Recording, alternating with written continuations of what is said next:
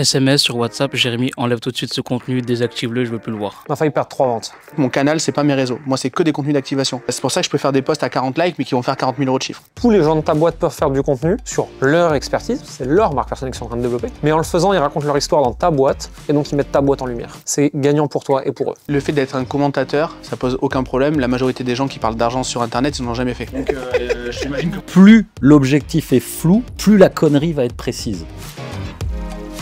Personne ne vous dit la vérité sur le scaling, donc j'ai pris un invité, son ancien business faisait jusqu'à 11 millions par an. Il est connu comme le loup blanc dans le monde de l'infoprenariat et du coaching, et pourtant personne ne sait tout à fait ce qu'il fait. Il gère aujourd'hui le mastermind entreprendre, et avec lui on va se poser et on va parler de la réalité du scaling. Moi aujourd'hui tout le monde dit non mais Jérémy c'est le sweat noir et la casquette bleue. Avant ça non mais Jérémy c'est la veste à fleurs avec le chapeau melon. Avant ça Jérémy c'est le mec qui est en short qui fait des marathons. Et avant ça c'est l'alcoolique qui a plat ventre à 5 h du matin. Donc en fait si tu veux tous les 5 ans on m'a attribué un branding. On a dit Jérémy c'est ça et rien d'autre. Un branding ça évolue, t'en fous. Plus la boîte est incarnée, moins elle est cédable. En fait, l'enjeu, on va se placer maintenant de l'autre côté de la table, donc côté investisseur. Ton investisseur, qu'est-ce qu'il va regarder? Est-ce que l'acquisition dépend de l'image du fondateur? Oui, non. Est-ce que la conversion dépend de l'image du fondateur? Oui, non. Est-ce que le delivery dépend de l'image du fondateur? Oui, non. Est-ce que la rétention? Oui, non. Même si tu as une boîte en personal brand, si l'acquisition ne dépend pas de ta tête, la conversion pas de ta tête, le delivery pas de ta tête et que la rétention pas de ta tête, l'investisseur il achète. C'est juste, est-ce qu'il y a une dépendance au fondateur? Si oui, ça flingue la valeur de ta boîte, voire ça la rend invendable. Et on a des copains, et on pourra en parler, qui ont voulu faire le switch de passer de je suis une personne à je suis une marque qui a perdu 50% de chiffre d'affaires. Encore 50%, je suis gentil, c'est pas 70. Plus le coût de rebranding, qui est un vrai coût parce que agence parisienne et machin et trucs. Tu vois, l'entreprise, si je prends juste mon cas perso, tu vois, l'entreprise, ça t'apprend à faire plus de business, donc plus d'argent, plus de machin, de trucs. Et ça va boucler un peu avec la conversation qu'on avait sur la terrasse tout à l'heure. Mais par contre, la manière dont moi je communique à titre perso, c'est en fait, tu peux le faire, mais t'es pas obligé de le faire à n'importe quel prix. Tu peux avoir tes gosses, ton chien, vivre à la campagne et je sais pas quoi et nanani. Et donc, en fait, ça peut être aussi un peu ta ligne d'embut, c'est un petit peu ta marque, ta proposition de valeur, donc plus fort, plus machin, plus truc. Et ta ligne de touche, c'est ok, mais pas à n'importe quel prix. Tu vois, le terrain, il est cadré comme ça. Moi, c'est un peu comme ça que je vois. La réflexion à avoir, c'est que l'entreprise ne communique que sur l'entreprise, le produit, les clients. Le fondateur peut communiquer sur sa vision marché, et c'est normal. Tu vois. Ce serait bizarre d'avoir Coca-Cola qui parle du marché du soda. C'est tout à fait normal d'avoir le PDG de Coca-Cola qui parle du marché du soda. Et c'est ça la différenciation qu'il faut faire selon moi. C'est au début, tu es le canal de communication. Donc en fait, tu fais du contenu pour attirer des clients. Et au bout d'un moment, en fait, tu as des assets d'entreprise, page Facebook, ads, chaîne YouTube, compte Instagram, etc., qui eux communiquent pour acquérir des clients. Et donc le fondateur peut se détacher de l'acquisition et parler en son nom de sujets qui prennent de la hauteur par rapport à l'acquisition. Mais ça vient dans un second temps seulement. Et à ce moment-là, tu peux tout à fait avoir un fondateur extrêmement personal brandé. Alex Dana fait 0 acquisition pour Live Mentor. Au début, c'était moi en faisant mes recherches. Aujourd'hui, c'est Baptiste qui va se poser des questions et qui va me dire tiens, telle tendance a l'air de bien marcher, tel contenu, j'aimerais bien qu'on fasse une vidéo sur ça, parce que la dernière, elle a apporté des leads, il serait bien qu'on adresse ce sujet-là, etc. Mais avant, c'était moi, en fait, qui allait sur les chaînes de tous mes concurrents, qui regardait les top vidéos, qui allait sur les chaînes de tous les concurrents US, qui regardait les top vidéos, qui regardait ce qu'il y avait dans mon feed YouTube et qui regardait les top vidéos et qui me disait ok, quelle est la tendance du marché, qu'est-ce que les gens ils veulent savoir, qu'est-ce qu'ils cherchent en ce moment. Je me faisais une liste sur un Google Doc de 200 sujets à traiter et voilà, j'ai de quoi faire du contenu pour un an, tu vois. Vous lui demandez? Pose la question, genre. Comment est-ce que vous nous avez découvert? Ce sera pas 100% vrai, mais...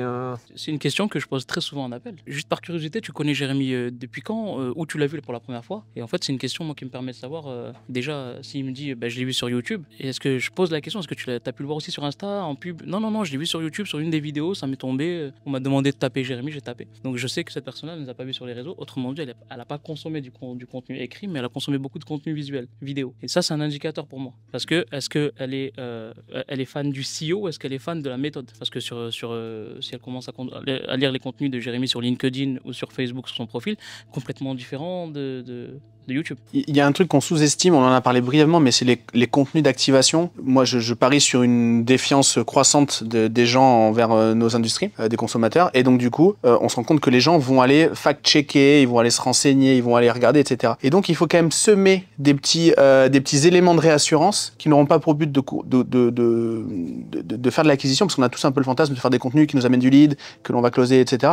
Mais vraiment, semer le bon témoignage au bon endroit, vraiment faire ça c'est vraiment game changer. Moi, mon contenu, il est parsemé que de trucs de réassurance. Parce que je sais que mon canal, c'est pas mes réseaux. Moi, c'est que des contenus d'activation. Et c'est pour ça que je peux faire des posts à 40 likes, mais qui vont faire 40 000 € de chiffre. Et donc ça, je pense vraiment qu'on le sous-estime. C'est les contenus qui servent de réassurance et d'activation dans le framework AR, acquisition, activation et après le revenu, referral, etc. Mais vraiment ça, c'est vraiment quelque chose d'ultra game changer. C'est ce que nous on appelle le nurturing, c'est la même chose. C'est pas pour rien que notre publicité qui a éclaté le marché, c'est est-ce qu'on peut vraiment gagner 10K par mois avec le coaching? Non, mais oui, parce que preuve. Et en fait, on a une publicité qui est une réponse à une question du marché. C'est pour ça qu'elle a cartonné. Je pense que vous sous-estimez également le fait que la stratégie Avenger dans la création de contenu, vous ne la faites pas. Quand j'ai démarré il y a 3 ans avec Jérémy, au bout de 6 mois, il m'a dit tu dois partager du contenu. Je dis mais je sais pas faire. En plus, je suis un mec, il faut d'orthographe. Hein. J'ai commencé en fait à créer du contenu et mon taux de closing a explosé en fait. Pourquoi? Parce que quand les gens, je les ai au téléphone, je les ajoute dans mon réseau et à chaque fois en fait ils voient du contenu. Et cette stratégie Avenger, elle est juste dingue. Vous avez un responsable marketing ou un responsable sales, un manager, vous devez leur faire créer du contenu. Là aujourd'hui, même ma team sales, elle commence à créer du contenu. Elle commence à partager des reels, elle commence à partager des posts écrits, etc. Et ça l'image de l'entreprise, cette fois-ci. Pour le icebreaker, quand tu closes, déjà c'est bien parce que tu as un contenu, je sais pas, si tu parles admettons de tes gosses ou ta passion pour le surf ou pour le tricot, déjà ça peut te faire un point d'accroche. Et surtout, ça crée un personnage, une tonalité. Parce qu'en fait, des belles promesses, moi je pourrais faire la même promesse que toi ou je sais pas. Mais par contre, c'est qui est le messager. Et ça crée le personnage. En fait, on doit vraiment créer un personnage. Alors, ça veut pas dire qu'on doit mentir sur qui on est, c'est pas du tout ça. Ça peut être mal interprété, donc mais on doit se créer un personnage en ligne parce qu'il faut que ça soit évident pour les gens qui nous découvrent. Et créer du contenu, c'est trop bien. Et au niveau de l'équipe de sales et tout, c'est game changer. Scalesia, ils font ça hyper bien aussi. Ouais. On parlait de ça du personnage qu'on se crée sur Internet, c'est un sujet hyper important. Votre personnage sur Internet, c'est le vrai vous, où on montre les parties qui servent votre business et votre marque personnelle un peu amplifiées. 100% de ce que je montre sur Internet, c'est vraiment moi. Mais ce que je montre sur Internet n'est pas tout ce qui définit ma personne. Parce que tout ce qui ne sert pas à mon entreprise, ma marque, mon produit, mon marché, j'ai pas besoin d'en parler. Si demain matin, je commence à donner mon opinion personnelle sur des sujets de société, alors non seulement je suis pas extrêmement légitime pour ouvrir la bouche, mais en plus de ça, à part risque, en fait, soit ça renforce mon audience de fans, ils sont déjà fans, je m'en fous, soit ça va juste créer plus de défiance et des problèmes parce que, en fait, Jérémy, c'est un connard, je suis pas d'accord avec lui sur tel truc. Et un autre truc, parce que pour le coup, moi, j'ai vraiment été confronté à ce sujet-là, parce que j'ai vraiment donné mon avis et c'était une très mauvaise idée. J'ai pas eu du tout de haters ou quoi que ce soit, mais par contre, on m'a fait comprendre un truc, c'est que les gens qui sont vos clients, là, je digresse un peu, mais les gens qui sont vos clients, même s'ils sont d'accord avec vous sur vos idées, ils ont pas envie d'être associés à vos idées, peut-être, parce que sinon, ils l'auraient dit eux-mêmes. Et le fait d'être dans le clan, quand vous êtes ici, vous êtes dans son clan. Quand vous êtes chez moi, vous êtes dans mon clan, etc., etc. En fait, ça vous oblige à endosser les idées du leader d'opinion. Et moi, c'est une erreur. Enfin, c'est un truc où j'ai fait machine arrière par rapport à ces trucs-là. Et parce qu'en fait, c'est de l'amateurisme. C'est-à-dire qu'on a tout à y perdre et rien à y gagner. Et donc ça, c'est un truc à éviter. Mais en gros, si toi, t'as ton mastermind, donc il y a des gens qui sont clairement étiquetés comme étant tes clients. Si tu commences à dire ton opinion, que ce soit dans le camp du bien, dans le camp du pas bien ou dans ce qu'on veut, machin, tous les gens qui sont dans ton mastermind devront endosser tes idées. Et ça, il y a une notion de tribalisme parce qu'en fait, on est tous en train de créer des communautés. C'est pour ça qu'actuellement, des Tesla sont en train d'être brûlés sur toute la planète. Pourtant, sur les 30 derniers jours, c'est pas devenu des meilleures ou des plus mauvaises voitures. Mais d'un coup, elles sont associées aux idées politiques d'Elon Musk, qui sont des idées qui déplaisent. C'est en train de desservir la boîte. Tu parlais de la stratégie Avenger tout à l'heure. Moi, j'apprends aux gens à faire des gâteaux. Avoir des closers qui font du contenu autour de ce que je fais. Enfin, ils ne font pas du contenu autour de la pâtisserie, ils vont faire du contenu autour du closing de la pâtisserie, des gens qui veulent apprendre la pâtisserie. En fait, ils parlent d'eux et de leur métier, mais en faisant ça, ils parlent de toi. Et donc, ils attirent l'attention sur toi. Quand le DRH de Kudak, une agence d'acquisition, fait du contenu, c'est du contenu sur les RH. Mais en faisant ça, ils advocatent la marque employeur Kudak et l'entreprise de manière générale. Ça va faire du reach sur l'entreprise. C'est pas grave si immédiatement ça fait pas du reach client, ça fait du reach sur l'entreprise. Donc en fait, tous les gens de ta boîte peuvent faire du contenu sur leur expertise, c'est leur marque personnelle qu'ils sont en train de développer, mais en le faisant, ils racontent leur histoire dans ta boîte et donc ils mettent ta boîte en lumière. C'est gagnant pour toi et pour eux.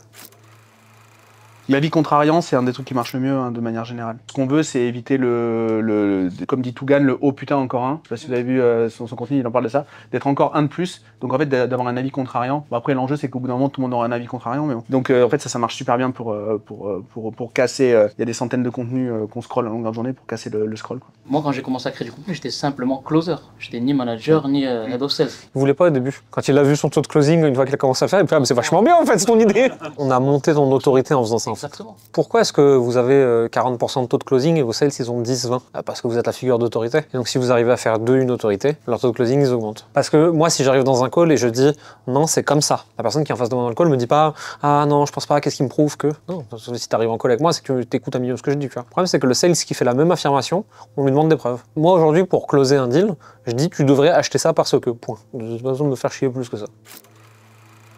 Deux choses. Hein. La première, recycle. Tes contenus d'il y a 6 mois, plus personne s'en souvient. Ensuite, tu peux prendre un bout de la vidéo 1, 2, 6, 8, 9, 17 et faire une nouvelle vidéo avec. Et surtout, en dernier, il y a besoin de faire des vidéos de gâteau. Tes mains, elles sont identifiables particulièrement ou... Non, parce que dans ce cas-là, tu fais une intro d'1 seconde, tu fais un closing d'1 seconde et tu filmes quelqu'un d'autre qui fait un gâteau. Quelqu'un de ton équipe avec ta méthode, etc. Mais... Ça, bien sûr. Ouais. Bon, voilà.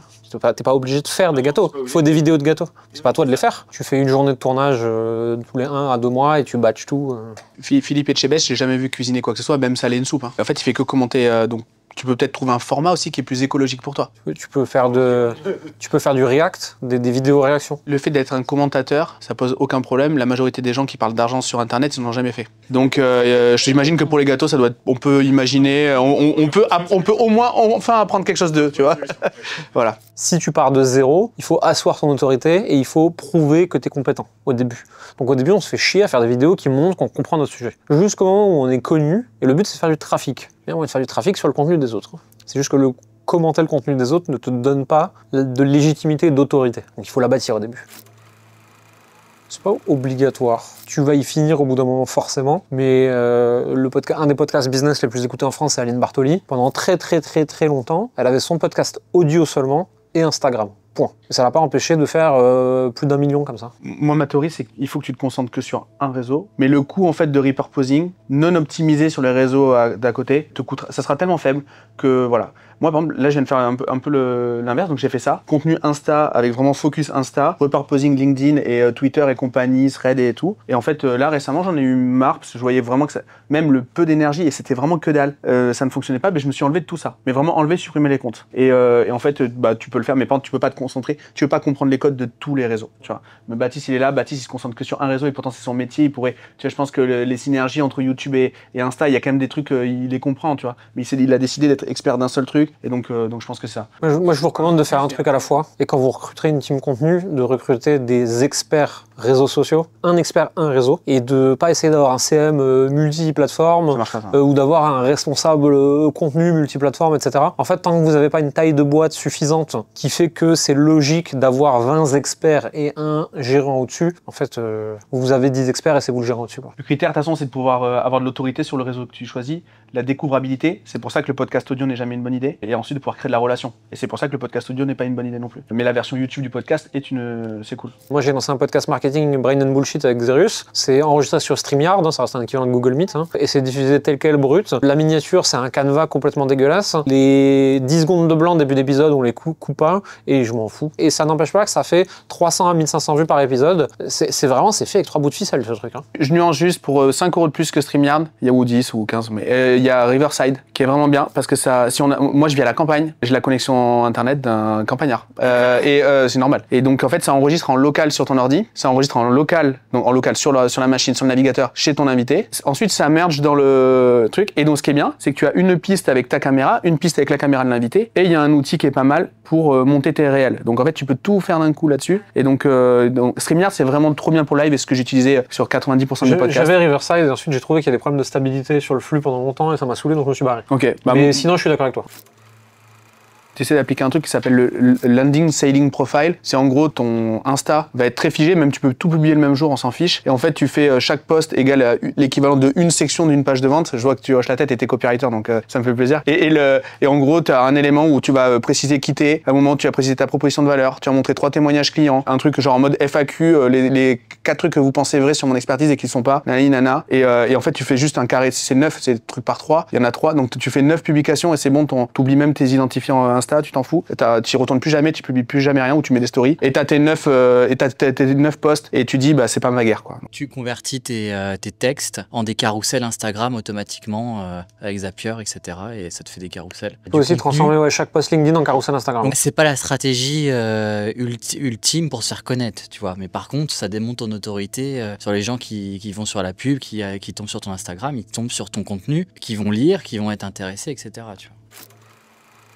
Instagram, LinkedIn, YouTube. Instagram, on fait entre 40 et 80 000 par mois de chiffres en provenance de ça. LinkedIn, actuellement, on est à 30-40. YouTube, on est à 20-25. Ça s'explique très simplement par le fait que sur YouTube, on peut pas setter les gens. Donc en fait, il y a beaucoup plus de potentiel que ça qui nous suit sur YouTube. Mais vu qu'on peut pas les contacter, on doit attendre qu'ils nous contactent. Et donc forcément, le chiffre mensuel est moins bien, quoi. YouTube, on tourne 2-3 jours par trimestre, je pense, un truc comme ça. Un peu moins, des fois, même. Instagram, je tourne une journée pleine par 2 mois, 2 mois et demi. Je fais tout d'un coup. Et LinkedIn, aujourd'hui, j'ai quelqu'un qui le fait pour moi. Moi qui écris. Et qui prend des idées que j'ai eues par le passé, des idées que j'ai mis autre part, etc., qui en fait des contenus. LinkedIn, ce qu'on fait en contenu, c'est l'équivalent du One Place Funnel. Insta, on a des contenus de notoriété, des contenus d'autorité et des contenus de conversion. Contenu de notoriété, j'essaie de faire le plus de vues possible en parlant plus ou moins de mon sujet. Genre, je fais tourner une roue et je dis aujourd'hui, j'analyse le business de Yomi Denzel. Et on a juste pris. Voilà, c'est censé faire des vues. Contenu d'autorité, j'explique mon expertise, je pose mon expertise avec cela. Et contenu de conversion, c'est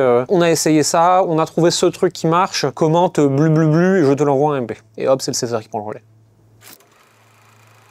C'est exactement comme partout, c'est des two-step content, c'est-à-dire que commente tel mot-clé et je t'envoie une ressource en DM et le setter il va les contacter en privé, il va leur envoyer la ressource, il va les qualifier, il va voir si c'est des gens qui doivent aller en call ou pas du tout. Dans tous les cas, on envoie toujours la ressource, hein, on l'a promis, mais ensuite on décide si la personne on va l'envoyer ou pas. Et d'ailleurs aujourd'hui la personne qui nous gère LinkedIn a un call je crois mensuel avec le setter pour faire le point et ajuster la stratégie. Du setting, c'est il y a eu une intention en face, même légère, hein, like, commentaire, machin, etc. Et toi tu vas faire toc toc toc.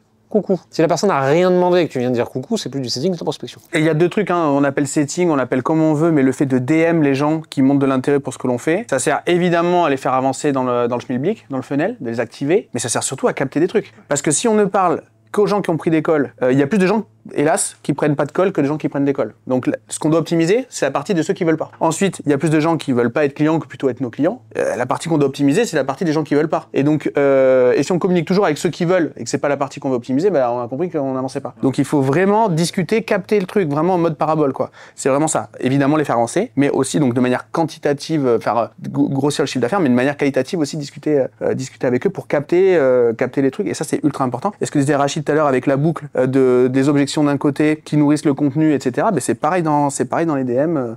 C'est vraiment la boucle entre le closing et le marketing. Enfin le sales, la conversion, l'acquisition et le contenu, etc. C'est vraiment boucle de feedback continu et c'est vraiment comme ça qu'on améliore. C'est feedback en continu.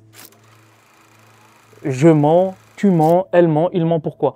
Je vous donne juste un exemple. Vous voulez acheter un bien immobilier. Vous allez faire des visites. En fait, la première visite, ça va. La deuxième, non, c'est mort. Je sais que je ne prendrai pas ce bien-là. Mais par contre, je vais dire à l'agent immobilier, je finis mes visites et ensuite je me déciderai. Pourquoi tu lui dis pas, non, ton bien il pue, je le veux pas en fait. Donc on est tous des mythos jusqu'à preuve du contraire. Parce qu'on n'ose pas. Et donc cette personne, vos prospects que vous avez en face de vous, ils ne vont pas oser vous dire certaines choses. Il y a 3 sujets qui sont extrêmement tabous en francophonie. Le sexe, bon, on s'en fout, on le met de côté.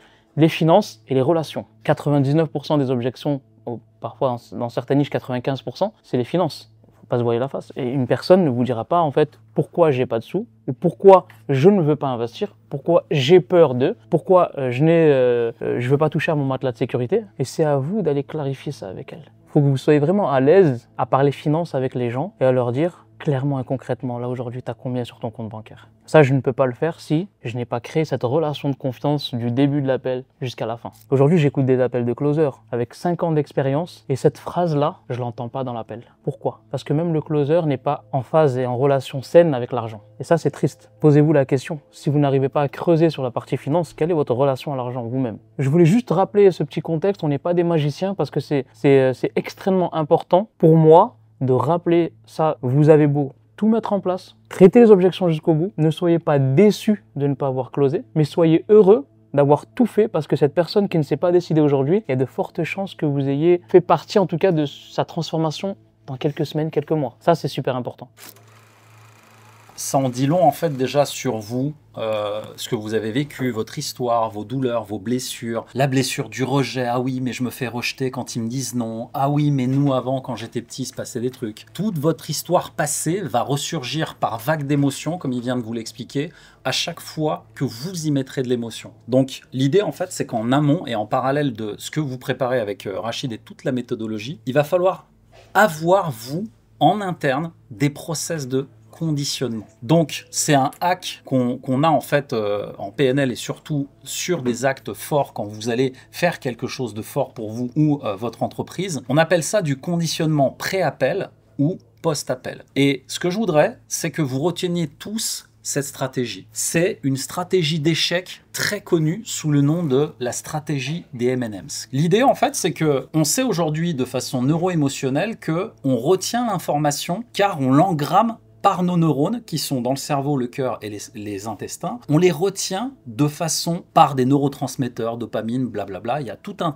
tas de trucs chimiques qui se passent en nous. Mais la chose qui se passe, c'est que chaque fois que vous faites un appel et que l'appel réussit ou qu'il échoue, il se passe des choses en vous. Et donc cet aspect-là peut être conditionné pour éviter de vivre le pic émotionnel qui peut vous faire grimper soit au rideau, soit vous faire descendre 6 pieds sous terre. Et l'idée, c'est que chaque fois que vous vous conditionnez, donc avant un appel, et pour le conditionnement, il peut y avoir plusieurs types, mais je vais vous donner une pattern que j'utilise depuis un certain temps, à vous de trouver le vôtre. Le conditionnement, en fait, il est très simple. C'est ce que disait Rachid ce matin, je crois. Quel est le niveau d'énergie avant d'entrer dans la stratégie? Et là, votre niveau d'énergie, la simple posture que vous avez lorsque vous passez un call a un réel impact sur vous et vos croyances et vos émotions. Que vous le vouliez ou non, si vous restez comme ça, vous allez avoir un impact émotionnel, neuro-émotionnel sur vous et votre corps, et donc votre façon de le transmettre. Rachid vous parle souvent de transfert de certitude. C'est précisément de ça qu'il est question. Et on le sait aujourd'hui par les neurosciences, chaque fois que vous prenez une certaine posture dans la manière de dire ou de faire les choses, vous envoyez un signal à votre cerveau. Et en fait, ce signal est transmis par vos comportements directement à la personne en face. Et quand on parle de niveau de certitude, on parle de vous êtes des chefs d'entreprise, vous devriez être fiers de vos services et vous devriez être sûr de ce que vous vendez. Mais aujourd'hui, ce n'est pas le cas, pour tout un tas de raisons émotionnelles. Et donc l'idée, c'est comment je me préconditionne à prendre un niveau d'énergie élevé pour que ce call se passe avec les meilleures stratégies que vous donne Rachid. Et donc dans l'idée, quand vous commencez un call, l'idée c'est de vous conditionner soit à l'oral, soit par des mouvements, soit par la marche. Puisque je connais des closers qui, eux, aiment en fait closer des deals en même temps qu'ils marchent. Pourquoi? Parce que le mouvement va créer justement ces fameux neurotransmetteurs de dopamine, ocytocine, etc. Plus vous trouvez votre processus unique de conditionnement, plus l'appel a de chances d'aboutir de façon positive sur les actions qu'il vient de vous dire. C'est-à-dire, est-ce que j'ai bien fait mon process? Est-ce que ma stratégie a été appliquée jusqu'au bout? Ce qu'on vous demande, c'est simplement de rester sur le process, de ne pas mettre d'émotion dans le process. Et donc, j'en reviens à la stratégie M&M's. Qui a déjà mangé ces bonbons dégueulasses et qui causent le cancer? Ouais, non, ça, ok. L'idée... non, arrête, tu n'en manges plus aujourd'hui. Et l'idée, en fait, c'est que chaque fois que vous ancrez dans votre cerveau quelque chose et que vous ne vous récompensez pas quand vous avez réussi, vous tombez dans la stratégie M&M's. Les M&M's, quand vous les prenez, il y a plusieurs couleurs. Et vous vous dites, ah putain, je vais prendre le rouge, peut-être il est différent. Je croque la surface du truc dégueulasse qu'il y a dessus, le colorant qui te rougit les dents, c'est pas ouf. Tu croques, il y a du chocolat encore plus dégueu, pas ouf non plus. Et tu croques, il y a une cacahuète de merde à l'intérieur un peu moisie. Là, ça commence à se sentir, là, tu sais, quand tu vas aux toilettes et que... Bon, bref. L'idée, c'est que chaque fois que tu te dis, je vais changer de couleur, c'est le même goût partout. Et en fait, c'est exactement ce que vous faites quand vous rendez normal toutes les victoires et toutes les ventes que vous avez. Moins vous marquez émotionnellement l'ancrage d'une vente et d'une réalisation forte en vous, moins vous le marquez et plus vous envoyez le message à votre cerveau que c'est totalement normal. Continue de faire des efforts, continue d'en chier. De toute façon, que tu fasses du bien ou que tu fasses de la merde, c'est toujours pareil, t'en prends plein la gueule. Pourquoi? Parce que le cerveau est naturellement programmé à aller regarder tous les trucs de merde que vous avez fait. Donc, l'idée, pour éviter de tomber dans la stratégie M&M's, c'est simplement de créer un ancrage avant appel qui vous met dans une énergie haute, changement de posture. Et pour ceux qui aiment les mantras, je vous en offre un, c'est le mien, que j'utilise depuis des années. Le seul mantra que j'ai à chaque fois que je passe un call, peu importe le prospect, peu importe si c'est une recommandation, peu importe. Ma seule obsession, c'est le seul mantra que j'ai, c'est je vais apporter un maximum de clarté et de valeur à cette personne. Point. Je ne cherche pas vente, stratégie. J'ai évidemment le script de Rachid sous les yeux. Je sais exactement les étapes que je vais lui faire passer. Mais par contre, mon seul objectif, clarté, valeur. Point. Et l'idée, c'est que quand je suis dans cette dynamique, je m'amuse. Aussi simple que ça puisse paraître, quand vous êtes dans le jeu et pas dans l'enjeu, tout devient facile. tout devient fluide et surtout, le niveau de certitude que vous avez en vous, il se décuple. Parce que limite, la personne en face, elle se dit, putain, il en a rien à battre en fait. Alors que la personne peut-être en face, elle a des enjeux. Et j'ai vu closer ce mec-là à côté de moi, en toute détente. Alors ouais, tu fais le virement, d'accord. Donc les 10K, bon, écoute, ouais, quand tu veux.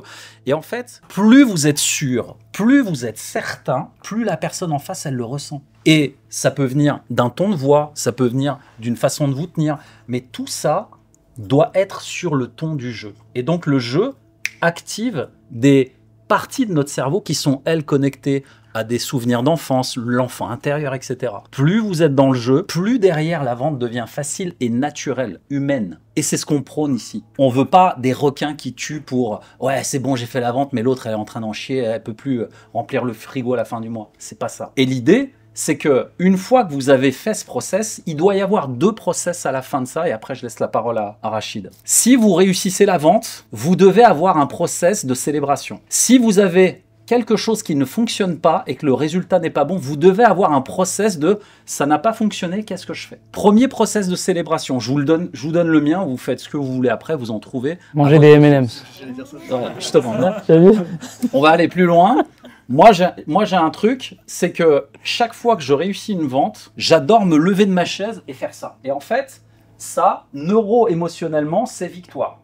D'accord? Trouvez votre geste, celui qui vous fait plaisir, peu importe. Mais à chaque fois que je fais ça, je suis non seulement dans la victoire, mais derrière, première chose, j'ai envie de le partager. Souvent, ma femme est dans la maison, donc c'est elle que je vais embrasser en premier. Et c'est elle qui partage mes victoires, puisque une victoire, elle a encore plus de saveur quand elle est partagée. À vous de trouver. Mais deuxième chose hyper importante pour moi, en fait, la victoire passe par le corps, et plus particulièrement par l'estomac. Donc, je vais au meilleur ouvrier de France qui est à côté de chez moi, le pâtissier, et là, razzia sur les pâtisseries. Et je reviens avec un doggy bag de pâtisserie, et mes enfants, ils disent « Ah, papa, il a cartonné aujourd'hui, hein, ouais, super !» Et donc, ils savent qu'il s'est passé un truc. C'est un ancrage fort, mais qui me donne une puissance et une putain d'énergie. Et là, en fait, cette célébration-là, elle est aussi importante dans la réussite, puisque de l'autre côté, je nourris en fait quelque chose de positif qui continue. Le deuxième process, c'est j'ai raté. Ah, merde.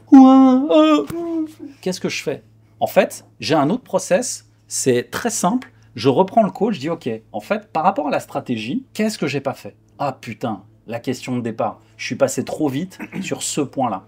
Et en fait, je reprends les questions que j'avais déjà élaborées avec lui, puisque c'est lui qui m'aide aussi sur la strat, et je reprends en fait toutes les questions sur lesquelles j'aurais dû insister. Et c'est là où je me dis, en fait, t'as bien fait le process, mais t'as oublié ça. Ok, c'est pas grave, on recommence. Et c'est là où aussi, c'est ce que j'appelle moi le pacte de bienveillance envers vous-même. Ayez un pacte de bienveillance dans le deuxième cas. C'est pas la fin du monde. Pourquoi? Vous gérez une putain d'entreprise. Ce genre de cas va se réitérer tous les jours. Il en bouffe tous les jours avec l'équipe de closer. C'est pas parce que t'as raté une fois que t'es rejeté, que ton passé, ta mère, ton père. Non, c'est une entreprise que tu fais tourner. Et donc ça, c'est à intégrer dans le deuxième process. Si toutes ces étapes aujourd'hui, je vous en parle aussi clairement, c'est parce que tout ce chemin, on l'a traversé avant vous. Et on sait exactement par quoi vous passez. Donc ce que vous vivez, c'est normal. Il n'y a rien d'anormal. Et c'est normal que vous ayez des doutes, des questionnements, etc. Mais ce qu'on veut, c'est normaliser ça pour que vous vous disiez, en fait, c'est juste un process que je dois améliorer. Et je passe à la suite. Mais ne tombez jamais dans la stratégie M&M's. Ultra important. Il y a un truc qu'on oublie souvent, c'est que la vente, c'est une conséquence. Et donc, la chose sur laquelle on doit se concentrer, c'est évidemment tout ce qui... Enfin, les choses, c'est tout ce qui est endogène, ce qui est sous dans notre capacité d'action. Le fait que la personne elle puisse dire oui ou dire non, ben, ça reste encore son choix et on a tendance à l'oublier. Qu'en fait, il y a quand même à la fin, même si on a tout fait bien ou on pense avoir fait bien, il y a quand même un paramètre,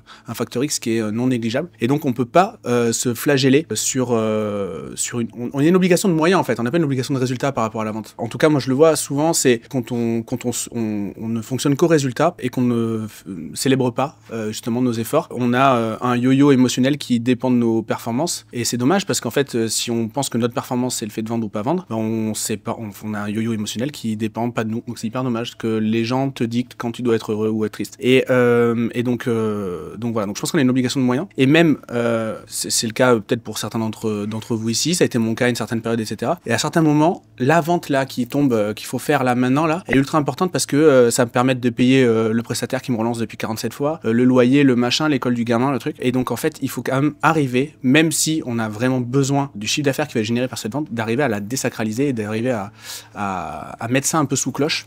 C'est ultra important parce que faire des choses sous contrainte, en l'occurrence, quand on a une pression financière, on peut considérer que c'est une contrainte ultra importante. Ça marche jamais trop bien. Enfin, ça marche pour certaines personnes, mais c'est vraiment une faible partie de la population. Et donc, il faut arriver à mettre ça sous cloche et se concentrer vraiment que sur ce qui est endogène, donc ce qui est réellement sous notre contrôle. Et ça, c'est un basique. On peut tous, enfin, je pense que ça, vous le savez. Mais quand on a besoin de payer ses factures, on a tendance à l'oublier. Donc voilà. Et moi, ce que je vois dans mes programmes, c'est que très souvent, il y a une problématique de compréhension des compréhensions de l'autre, donc compréhension de la cible, compréhension des grandes étapes du closing, etc. Mais surtout, il y a du sabotage, de l'auto-sabotage. Et donc, déjà, si on travaille là-dessus, je pense qu'on travaille sur au moins 50% de la performance. Et bien plus si on parle du bien-être, notamment de ce qui me crée des frustrations ou ce qui me rend heureux. J'observe presque le phénomène inverse. C'est souvent quand j'ai l'impression d'avoir, je vais parler crûment, mais la merde au cul que je close. C'est un peu contradictoire, mais quand j'ai relancé ma nouvelle offre, j'en avais besoin vraiment, et j'en ai vendu 4 en une semaine. Le mois dernier, j'avais pas trop vendu, ça commençait à être tendu. Je me suis mis un peu la pression, j'en ai vendu 2 alors que j'ai rien vendu et j'avais eu d'autres calls avant. Est-ce qu'il y a, c'est peut-être lié au rituel que tu disais avant, ou peut-être que je ritualise justement quand je suis dedans et... Là, il y a un processus en fait très simple et très neuronal chez vous. C'est qu'on a tous en fait ce qu'on appelle des modes opératoires différents. L'idée, c'est que quand tu es dans un centre mental, émotionnel ou instinctif, t'as pas les mêmes modes opératoires que les autres. L'idée, ce que tu expliques là, en fait, c'est le mode opératoire des instinctifs, des personnes qui réagissent et qui agissent par leur tripes. Eh ben, eux, ils adorent tout faire à la dernière minute. Et donc, il faut qu'ils soient poussés à l'extrême, qu'il y ait une poussée d'adrénaline pour qu'ils se mettent en action. Par contre, pour pouvoir travailler avec des process comme cela, c'est-à-dire, tu sais que tu as ce processus interne, l'idée, c'est de cadrer ça en mettant une date de début, une date de fin. C'est-à-dire que tu sais que tant que t'es pas dans l'extrême et que ça touche pas l'os, tu fais rien. Ok, si tu devais mettre une temporalité là-dedans, comment tu l'organiserais? Et souvent, c'est quand on met pas de date et qu'on se laisse aller et qu'on dit ouais, c'est pas grave, là j'ai fait de l'oseille, il y en a un peu, on verra le mois prochain. Plus l'objectif est flou, plus la connerie va être précise. Je peux pas dire mieux. Donc l'idée, c'est comment tu mets de la précision à l'intérieur de ce flou, mais surtout de ton process, qui est simplement de travailler vite et fort, sous pression et sous adrénaline. La société, tout ce qu'on vous apprend aujourd'hui, vous dit non, c'est interdit de travailler comme ça. Alors oui, pour la seule et bonne raison que, ça c'est une boussole que je donne à chaque personne, chaque entrepreneur, la seule boussole qui devrait dicter vos actes et vos actions dans la boîte, c'est quoi l'intérêt de mon entreprise dans tout ça? C'est la seule question qui devrait tous driver vos décisions. Et à partir de là, pour que les autres se sentent pas exclus, il y a des personnes qui travaillent en mode feeling. C'est des gens qui sont là, ouais, aujourd'hui je me sens bien, j'ai envie de bosser, ouais, un truc, ouais, on va voir, bah ce matin j'ai envie de bosser, je bosse le matin ou je bosse l'après-midi. Et ça, c'est un mode opératoire feeling qui est relié en fait à la sensorialité. Et ça existe. Pour de vrai. Il y a des études là-dessus. L'idée, si tu veux, c'est que quand tu comprends ce process, tu dois changer tes process dans ta boîte. C'est tout, en fait. À partir du moment où tu comprends que tu es attaché à un de ces modes opératoires-là, tu organises ta boîte en conséquence, en fait. Ça, c'est dans l'intérêt de ta boîte. Parce que faut que tu sortes ta boîte du mode survie. Ça veut dire que ta boîte, en fait, elle dépend du run que tu vas faire sur un pic comme ça. C'est pas possible, en fait, c'est pas viable. Et le dernier mode, c'est le mode ingénieur. Alors ceux-là, c'est les rois de l'optimisation de tout. Et en fait, c'est tellement tout optimisé qu'ils sont en tension permanente sur le futur. Anxiété, ah oui, mais est-ce que c'est prévu? Si c'est pas prévu, ils pètent les plombs, en fait. Ah, il y a des gens qui se reconnaissent. Juste par rapport à ça, moi mon métier, c'est d'aider des gens à scaler des boîtes. Comme on dit, quand est-ce que ta boîte elle est prête à scaler ou pas? C'est quand ce que tu fais aujourd'hui, à tous les étages de la boîte, tous les services, bah, tu peux le faire avec 10 fois plus d'intensité. En gros, c'est ça. Ton truc là, c'est complètement OK pour maintenant, mais c'est pas OK pour plus tard. Ça s'appelle l'addiction au cortisol. C'est-à-dire que tu ne t'épanouis que dans le chaos parce que tu te sens utile et prêt à te dépasser. Les combattants se reconnaissent, et donc tu attends que ce soit la merde ou tu crées la merde pour fuir l'inconfort que tu ressens quand ça l'est pas. Parce que le combattant a besoin de combattre. S'il y a rien à combattre, ils font un PTSD en général. Donc le truc, c'est une boîte hors phase d'hypercroissance dont il y a besoin pour jumper. C'est censé être chiant. Donc si tu n'es pas capable d'accepter ça, tu vas foutre la merde dans ta boîte même quand il n'y a pas besoin. Donc, quel serait le processus plus écologique et dans l'intérêt de ta boîte pour pouvoir justement revenir à quelque chose qui peut créer de la croissance et de la performance et de la scalabilité derrière. Gardez ces 3 trucs en tête, ces 3 boussoles que je donne assez régulièrement aux entrepreneurs. C'est quoi l'intérêt de votre entreprise? Avoir l'obsession de vos objectifs. Si vous n'êtes pas obsédé par vos objectifs, ça veut dire que vous ne pourrez pas le transmettre à vos équipes. Si vous, tous les matins, vous n'avez pas l'obsession d'amener justement votre entreprise à ses objectifs, c'est que vous n'êtes pas encore suffisamment conscient de ce qui doit fonctionner dans votre boîte. Et le dernier, qui est le plus fondamental, c'est le canal de communication. En fait, le canal de communication au premier niveau, c'est moi et mon équipe. Deuxième niveau, c'est moi et mes clients. Troisième niveau, c'est moi et mes prospects. Comment je communique avec ces 3 niveaux? Qu'est-ce que je leur dis? Comment je leur dis? Si le canal de communication est merdique, tout le reste va être merdique. Et ainsi de suite, les 3 sont interconnectés. Je suis en contact très souvent avec mes closers, c'est-à-dire que moi je les appelle, c'est pas une fois par jour, une fois tous les 2 jours. Donc je sais dans quel état ils sont, je sais dans quel mood ils sont, je sais quand ils sont en baisse d'énergie, quand ils sont en haute énergie. Et on a le end of the day écrit, que moi ils m'envoient sur WhatsApp ou avant on le faisait très souvent sur Slack. Il n'y a pas de closers qui vont se ressembler, il n'y a pas d'énergie qui est ressemblante. Maintenant il faut que tu sois clair avec eux, c'est-à-dire que dès qu'ils se sentent pas bien, ils ne doivent pas faire de call. La question c'est est-ce qu'ils sont conscients de ça? La réponse est non. Pourquoi? Parce que leur métier c'est de faire des appels et c'est de faire des ventes. Leur rémunération dépend de ça. Ils ne sont pas forcément conscients qu'ils sont en train de griller des appels. Si tu arrives à leur donner ce niveau de conscience-là, de eux-mêmes, ils vont s'apercevoir qu'ils sont pas en haute énergie et ils vont soit donner le call à quelqu'un d'autre, soit le reporter. Aujourd'hui, c'est comme ça qu'on fonctionne. Quand il y en a un qui se sent pas bien, il envoie à son confrère le call s'il est dispo. S'il n'est pas dispo, il va reporter. La deuxième question que tu dois te poser, c'est est-ce que c'est récurrent? Si c'est récurrent, il s'agit donc d'une instabilité émotionnelle chez tes closers qui n'est pas forcément quelque chose de positif pour toi en tant que CEO. À ce moment-là, qu'est-ce que je fais? Est-ce que